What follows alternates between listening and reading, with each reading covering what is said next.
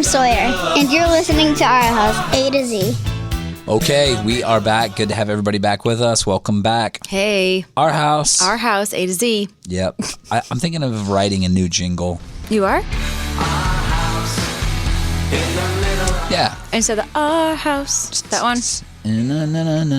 Yeah, I don't know. Okay. We'll see what happens. I know. I get tempted to change the intro and the closing. I know Ben always is creatively adding things to it. It's a rite of passage. We'll do it live! But then people are like, oh, no, we like the kids' voices. But the kids are like, that was 3 years ago, and we sound like little kids. Little babies, I know. I'm thinking of something along the lines of, anywhere you go, hand to hold on to. Yeah. What do you think? There's just some ideas rolling around in my head. I don't know. Okay. I mean, it sounds original, at least. Yeah, exactly. I feel like I like that. Something fresh. You can reinvent everything from the 90s and say it's original. Yes, I'm down. So, speaking of 90s TV shows, I wonder how many people out there watched Boy Meets World. V-neck. Underpants. Why are you kicking me? I'm trying to kill that mosquito that was like landed on the hole in your jeans. It wasn't a mosquito. It was one of those little black fly things that's always here. Oh, okay. Well, anyway, I was thinking that maybe... Of 90s, what? You said speaking of 90s. I said speaking of 90s, I never watched Boy Meets World, but I'm watching it now with the kids because you turned us all onto it. So that's kind of Just to bring exciting. some clarity, I was a TV watcher as a kid. Mm-hmm. I was not. So I missed a lot of those. I know, and you're like catching up on it now. Like you love TV now. And I watched a lot of the shows, like especially TGIF. I mean, yep, I remember TGIF. Step by Step, Full House, Family Matters. We only watched Full House. And I remember when Family Matters would come on right after Full House. Yeah. And we would like start it, and it was like enough to know, like, to laugh at the Steve Urkel stuff. Did I do that? But that was it. Now, why do you think that was? Did you only watch enough? You know what? I remember like not even wanting to watch it. Like I remember not being interested. Yeah, not being interested In TV. I was way more interested in. It was in the South. We played outside. You know, there was no like winter. Yeah, in the North, we didn't play outside. Yeah, exactly. That's my point. We were like outside, schmoutside. Yeah, no, clearly. I mean, clearly, when you look around, you see that there's a lot of generation here that didn't play outside. And then I played piano, so that was it. And you fixed bikes. I did fix a lot of bikes in my So bike Boy shop Meets in the World. basement. Boy Meets World was one of my favorite shows. I loved Boy Meets World. Saved by the Bell. Yeah, it's all right. Let me tell you My sister watched Saved by the Let me tell Bell. you about Boy Meets World right now, though. Watching it again. Yeah, here we go.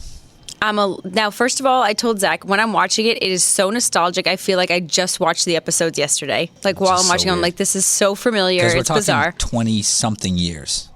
Oh, yeah. 20-something. 25 years ago. No, more than that. No, probably 25 years ago.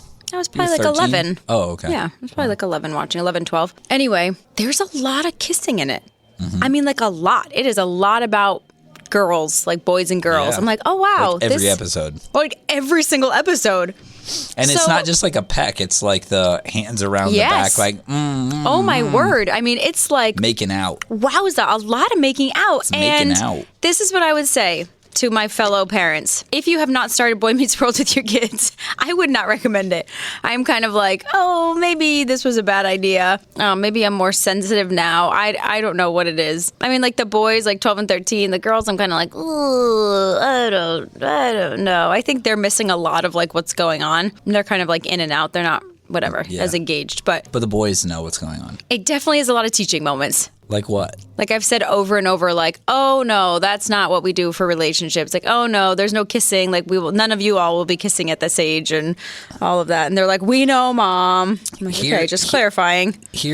Honestly, it's relieving to me to just see boys kissing girls and girls kissing boys instead of the same gender. So that's kind of, I feel that's like, the risk you run on watching like really anything you haven't seen before and letting your kids watch anything. Modern stuff. I don't feel like there was a lot of that stuff back then, like 25 years ago. There wasn't any of it. Yeah. And now it's like not just a lot of, it's actually joked about. Yeah, exactly. Yeah, it's like made fun of. Yeah.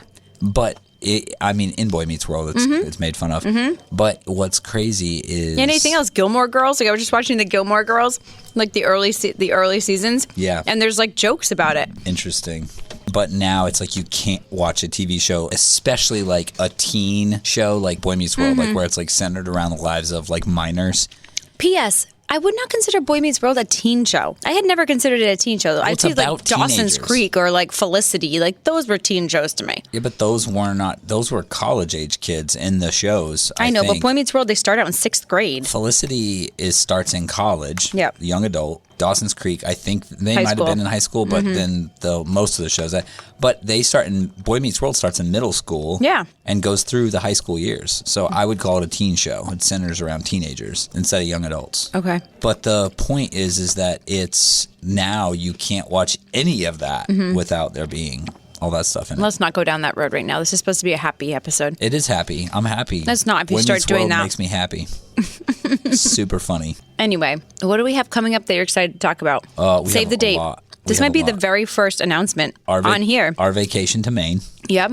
That's coming up. I'm really excited about that because why? don't know, 'cause it's we should vacation? probably warn people we might be taking a Friday off. If we don't record 2 podcasts today. It never happens. We always plan on it. It never happens. We're too busy, which that's fine. And so, sometime in the next couple weeks, there might miss a Friday. It could happen. And I'm also excited about our other vacation. Yep. I'm also excited about our anniversary. Yep. So that's coming up. That is coming up. 15 years. 15 years. Are you excited about our date night tonight? I'm super excited. I don't know what to wear, so I'm wearing everything. But no ascot. I'm just packing a bag. Well, because it's our date night, and I know that you're not a huge fan. Now, here's a question. Our date night's tonight. It's a little bit of a surprise. I don't want to make it like a big surprise because it's not really a big surprise. Okay. It was just something like a date I put in the calendar. Yeah. Would you rather know what we're doing now? Should I tell you what we're going to do now? Okay. Or would you rather be surprised? Do you want me to just drive? Do you want me to be the driver? I never want you to be the driver. Okay. So I have to, how do I get you to go somewhere? You can just give me directions like you always do. But what about when it comes to how to dress? You got to tell me how to dress. I know, but that's what I mean. You got to tell me how to dress and whether to take a left or a right. And then we'll just pull in a parking lot somewhere and I'll be like, oh, here? I'm working on my You might not surprise do face. that. You might not do that. Here? No. How did that, was that Bible? I don't want you to do that. No. Okay. Because What do it's you not want me to real. do? Oh. I want you to say, oh, this is fun. Oh, that's probably what I'm going to say. I'll say that. Okay. How does it sound? Oh, this is fun. Yeah, that's good. Okay. That's yeah. how you do All it. right, yeah, I'll just practice it a few more times just Perfect. to make sure it's good. All right, so you don't want to find out right now. Oh, you want to tell me on the podcast? I thought about you're it. going? All right, you can tell me. No, I What is can't. it? I'm going to just let you. I'm just going to give you directions. That's Shocker. Good. That's good. All right, sounds good. Babe, I was going to until you just said it. What? I asked you how you want to find out, and you said you just give me directions. You I said, okay. You can't. I mean, I don't. I love that. That'll be fun. Okay. We're gonna have fun, and then we'll talk about it next week. All right. Okay. Oh, I'm super excited now. Now I'm getting jitters. Don't get jitters. Could be the cold brew. Nothing needing jitters. So, yes, I'm not wearing an ascot. I know you don't love it. And No, I didn't say I don't love it. It was the every single day thing. I think you're terrified of me having a midlife identity crisis for some reason. And I just want you to know. Well, they never look good in the movies. I feel like they never turn out well. Wait, ascots or midlife identity Midlife crisis? crisis. I'm like, ascots look great in the movies, but ascots are like an old man thing. So I'm not trying to like be younger by it. I'll tell you what. Midlife identity crisis, we said we were going to do a podcast on this. If I ever have one, what I'm probably going to do is start a band. I'm probably going to start a band. You already have a band. They play every Sunday. Oh, yeah. I'm probably going to start a band that, like, is not our worship team. Babe, that is insulting Why? to all of us on the team. It's not. Listen, our team would be mortified to be in our band, the band I'm going to start. Babe. I'm starting it already. I've already talked to Dave and John, just so you know. And we're called the Badass Scots. It's going to be awesome. I'm just telling you now. We're going to buy a van. We're going to go play, you know. Now, at this point, I wasn't afraid of a midlife identity crisis until right now. Oh, yeah? When What? you said van, you had me at van. Oh, yeah? I had you at van. Do you remember when you played with those like random... I do. That rando band off Craigslist. Yes. Yes, I do. Yeah. Why? Why did we do that? That was Jack and the Steamrollers, and we played a bar in Falmouth or something. It was a blues band. That was a really odd experience. Why did I do that? I don't know. I don't know. I was looking for organ gigs.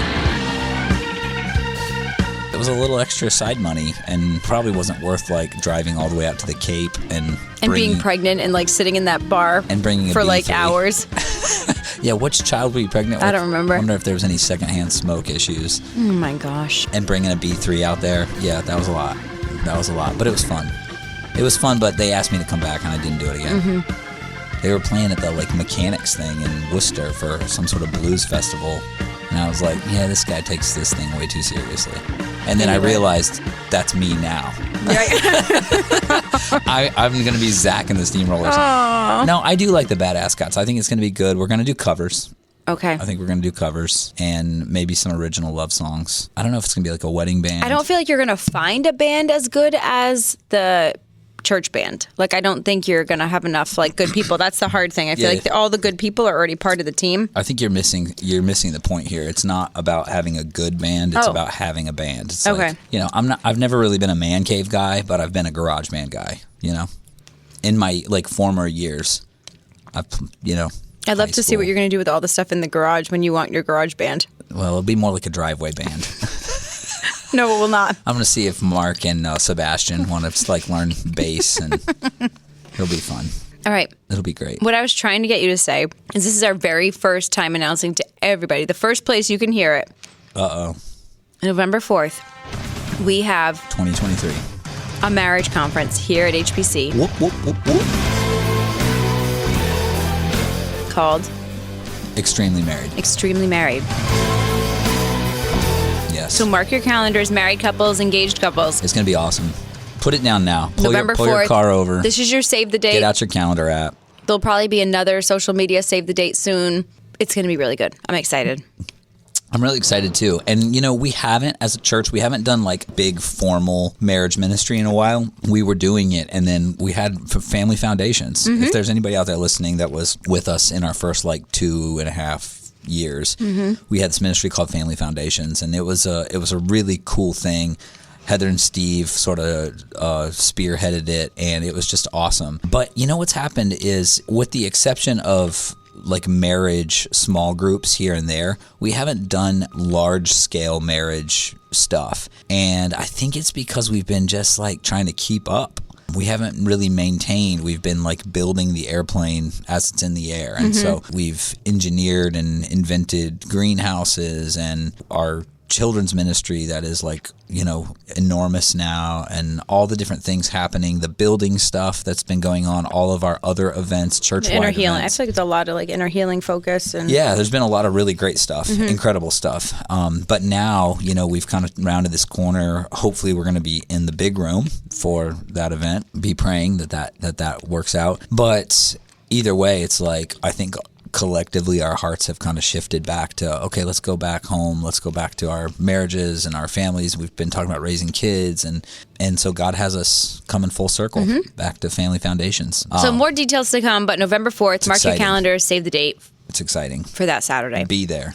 Be there. Here's another thing we need to resolve on this podcast. Oh, shoot. One of many. We have a child that is challenged to eat anything healthy. She just struggles with enjoying really anything that is not 100% sugar. Enjoying it or just eating it at all? She doesn't... Just eating it at all. It is very challenging. Right. She's not interested. She wants sugary drinks, sugary food. And when you say sugary, 24/7. you don't mean you mean like chemical sugary. I feel like it's even hard pressed to find like healthy sweet for her. She's just... Oh yeah, I mean... I want candy. Now the interesting thing is, when she was a baby, I sang a song to her. I'm saying from like infancy. And it was sugar bum bum bum bum bum bum. Oh honey honey bum bum bum bum bum bum. What does it say next? You are my candy girl. That's it. Okay. You are my candy girl. Now I sang that to her on repeat. I know you all think I should have been singing something better. I probably should have. But believe it or not, she is the candy girl. She is a candy girl, if there ever was one. I've never seen anything like it. I mean, she used to, like, the worst thing could have happened to her, and you would, like, pop out a lollipop, and she would, like, immediately be smiles. And that was at, like, 1.5 years. Yeah, and it still is actually It exactly is literally the exact same. I mean, you could bribe this child. She's somebody I'm afraid if a van with a creepy guy pulled up and was like, do you want a piece of candy? Why are you back on the band thing? The van. Get in the van and I'll give you a piece of candy. She is the all-in, yes, I will. Yeah. I'll do anything. I'll go anywhere for a piece of candy. Yep. And the conversation came up this week about her health habits again, because what she says every once in a while is like, today I'm going to eat healthy. Mm-hmm. And she gets on this thing where she's going to have I'm going to have a healthy day. Yeah. Messer does that too, but Messer will like pack herself a salad. Well, it's like, I'm going to have a healthy day. And she just like stares in the refrigerator and like doesn't know what to do or eat because she's like so stressed out. She's like, I want to have a healthy day. I think I can eat strawberries. I could probably manage to eat strawberries. With like a cup of sugar poured on top. Can I sprinkle them with sugar? You're like, no, you can't. Just strawberries. But anyway, I was telling her about like her health and like the consequences and why it's so important. Yeah. And what came out of that conversation was a dark, dark time in Zach's life.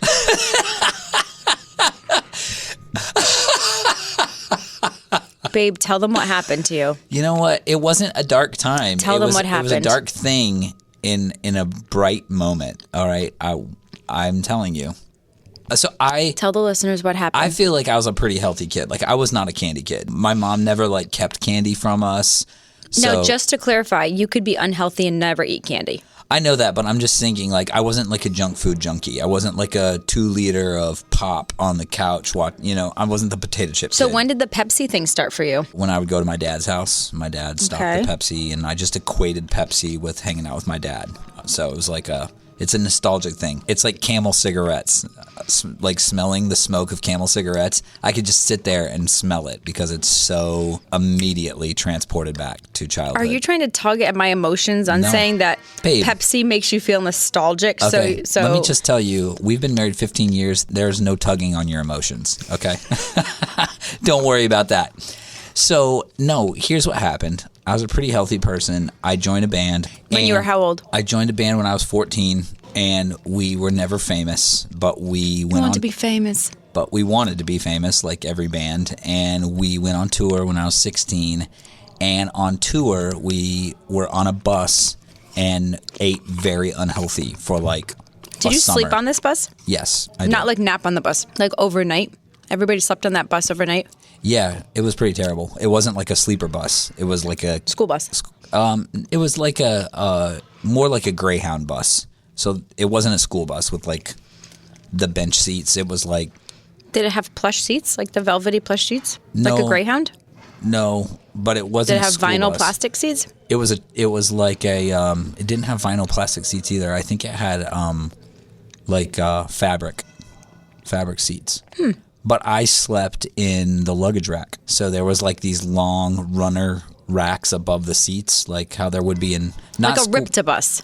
No, not like a Ripta bus. You've seen the bus. I took you to the bus. I know. I thought it was a school bus. I thought in my head it was a school it had bus. like a flat front, and it was like school buses blue. have flat fronts. Yeah, no, it wasn't a school bus because it had the luggage racks over the heads, and so I would sleep up there. But the rest of the guys were too big to fit up there, so they would sleep like sitting in the seats or laying on the floor. Oh, but not like, okay, continue. So we ate like just prepackaged, like a lot of gas station food and like truck stop or whatever. We ate at Taco Bell's because they were open when we get out of shows. Occasionally Denny's or something like that. Another 24-hour Waffle House. We stopped a lot of Waffle Houses. Well, over time, I noticed like my gums were like not super healthy and were like really actually hurting and raw and stuff. And all of a sudden, my 7th grade social studies kicked in, and I'm like, oh my God, I have scurvy.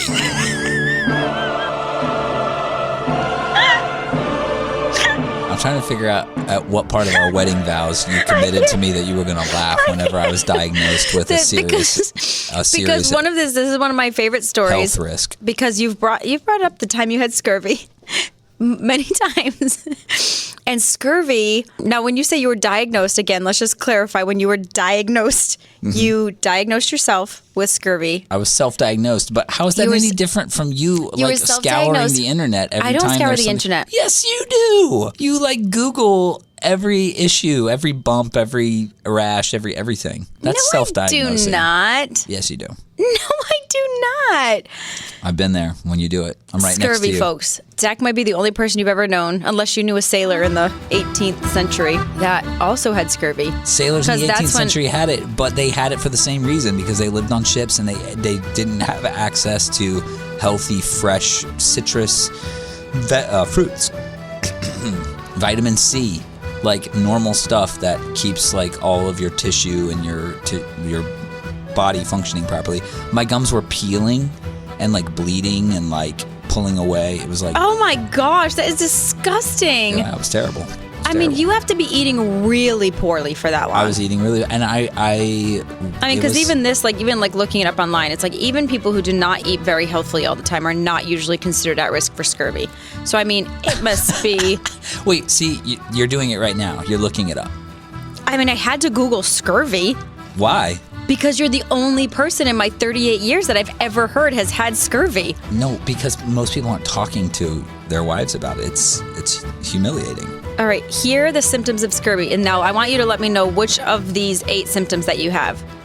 Did you have rough, scaly skin? When you where? had scurvy. Everywhere? Yeah, like, anywhere. Across my whole body? Rough, scaly skin. Maybe. Swollen legs. Definitely. Did you have any loosened teeth that fell out? No. Okay, that's good. Nothing fell out. That's a good one. My legs weren't swollen. It Did was just you the have gums. It was really just the gums. Symptoms number 4, any bleeding under your skin. Bleeding under the skin. Did you have skin hemorrhages? I don't remember that. Anemia? I don't know what that is. Like low iron? Probably. Did you have any opening of previously healed wounds? Like in my heart? Like on your body, were any wounds that had once healed reopening? I don't remember that per se. Okay. But you did have bleeding gums. Real bad. Did they become purple and spongy? Yeah. Purple and spongy. So that's what it was. You had Felt the like I bleeding gums remembered. that were purple and spongy. I don't remember the discoloration, but they were... But you didn't have any of the other symptoms of scurvy. I know what I know. I don't know what else to tell you. So all in all, this is to say we're worried about Willa. Yeah. I mean, the unnamed child. To say we told her she's at risk of scurvy. I mean, she might be. What if the propensity is like genetic? Oh my gosh. Our family may have a genetic propensity for scurvy. If you or any of your loved ones have any experience with scurvy, please let us know. Oh, I thought you were going to do like a PBS, like you can call this number.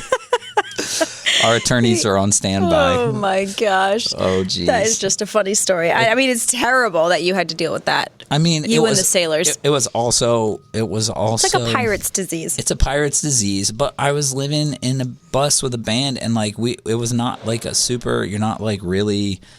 I know, but conscious of like healthy decisions. Not like as far as I was under the impression with this band tour. Yeah.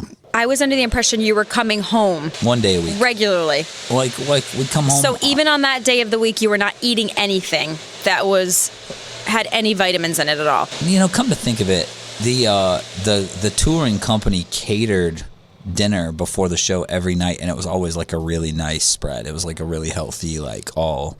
So do you feel like at this point we can rule out scurvy, or do you feel like... I don't know if I'm ready to do that. Okay. I just remember, because I remember thinking like, oh, it was real, because I remembered what we learned in social studies and the pirates, the ships, and the scurvy, and I'm like, oh my God. And that's where Swashbuckler came from. This is what happened.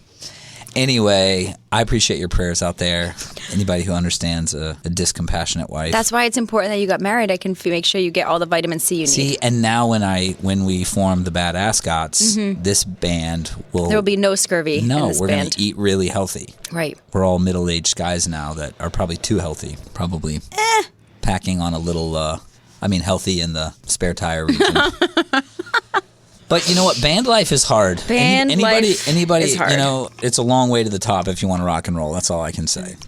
But I feel like I've had so much fun in bands. Good. I've played in 1 million bands, and it's going to be fun to start another one. So I'm looking forward to it. Where are you looking forward to playing, like with your band? What do you think will your gigs be? I don't know. I mean, really, like birthday party kind of things? I don't. don't see that happening. I mean, Proms? the point is just playing together, so I guess you just don't really care. I don't see. Yeah, I guess we could play birthday parties, bar mitzvahs. I know Ben Bat mitzvahs. Bat mitzvahs. Ben was lining us up with some bar mitzvahs, so Oh, I'm nice. excited about that. And thank you, Ben. So there's a lot. I mean, I played a high school yearbook signing with a band, a Doobie Brothers cover band called the Vegetarians. I'm sorry. Did you say a high school yearbook signing party? I did. I hope you didn't have scurvy at that event. I don't remember being scurvy positive.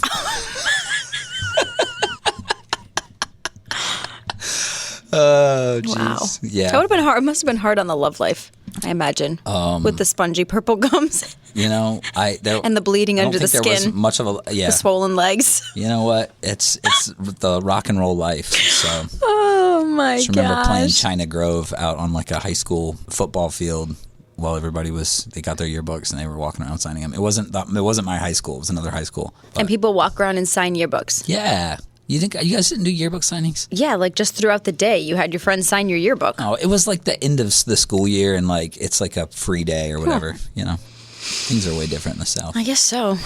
They go outside. Whoa, China Grove. Anyway, are we talking about anything important today? Yeah. What? I don't know. It's up to you.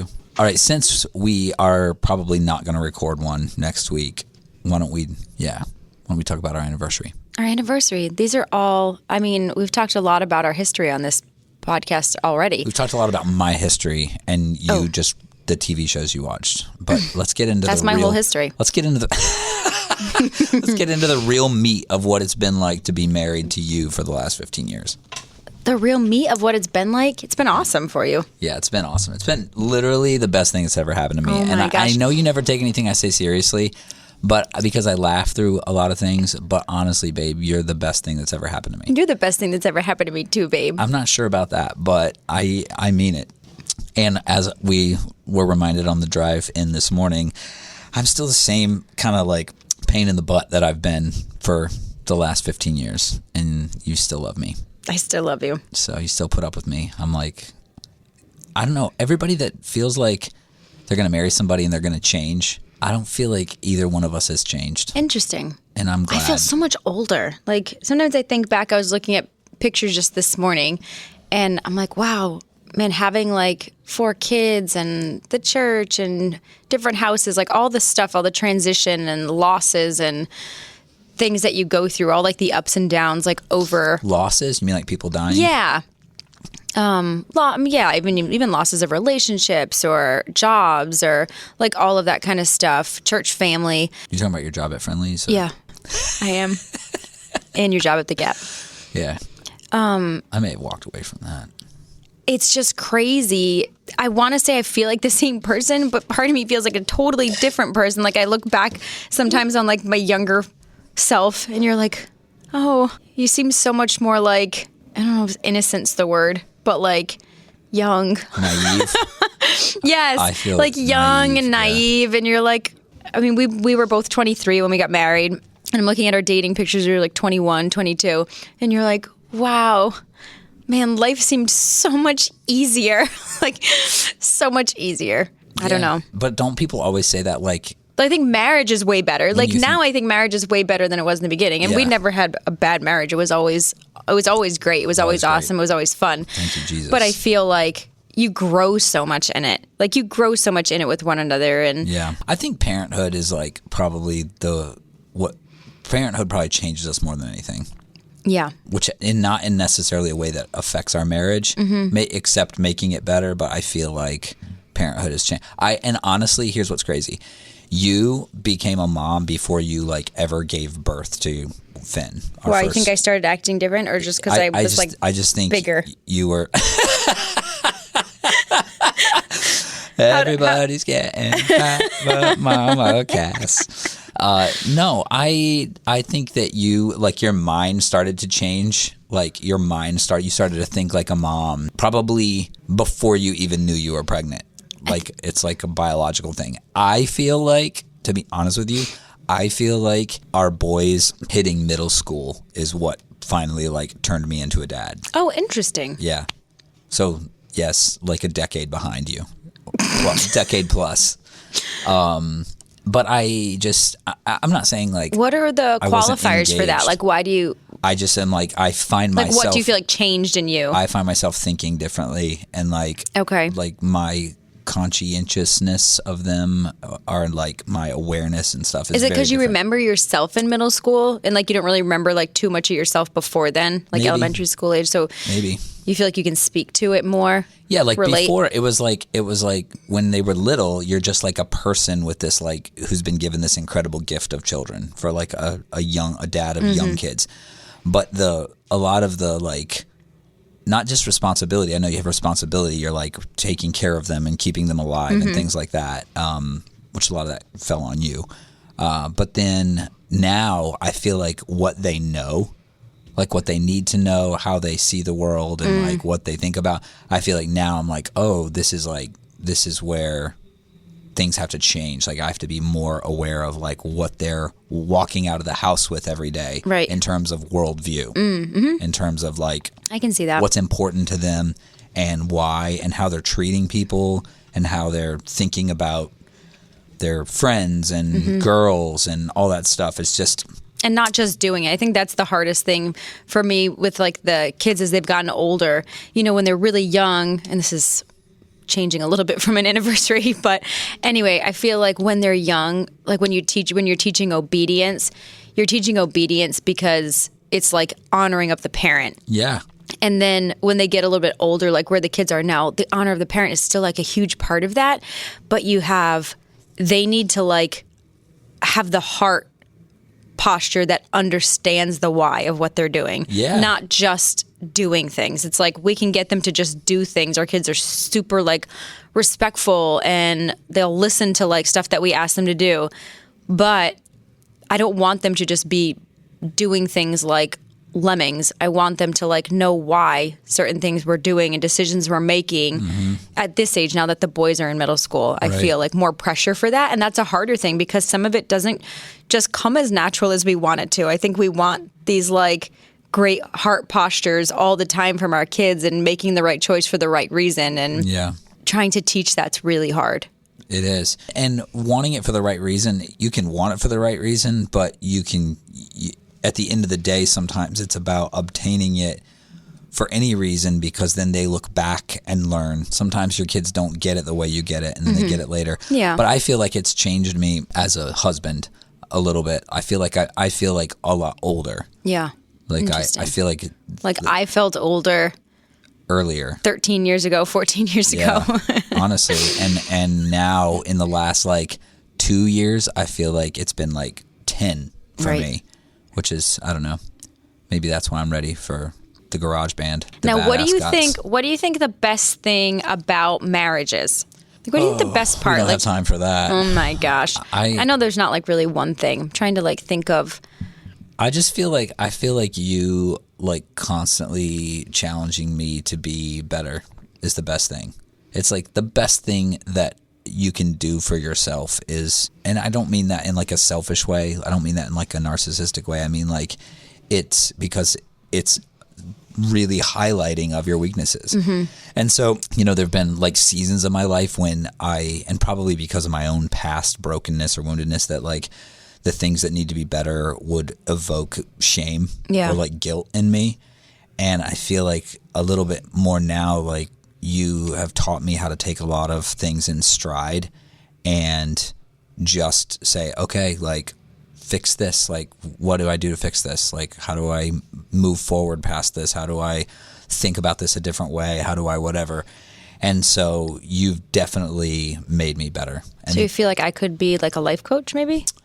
I feel like you are my life coach, whether or not I would.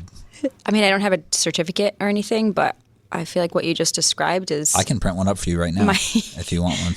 An honorary... My first client. An honorary life coach. I'm hardly your first client. Hardly your first client. I feel like you've... What would you say? I would like to say that I think if you want to... it's easy to say everybody wants to have a good marriage. I want to like believe that with my whole heart. Yeah. But if you want to have a good marriage, you it will challenge every ounce of selfishness that you have within you. Yeah.